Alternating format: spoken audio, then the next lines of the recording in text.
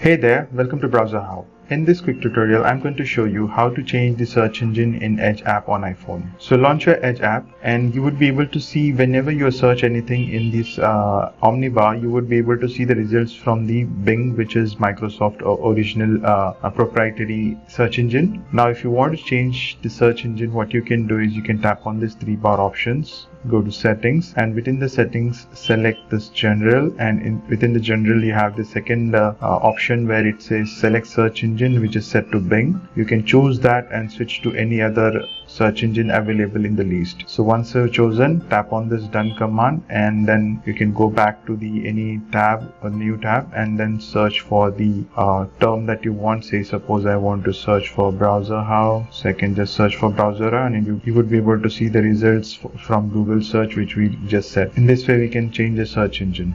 I hope you find this video helpful.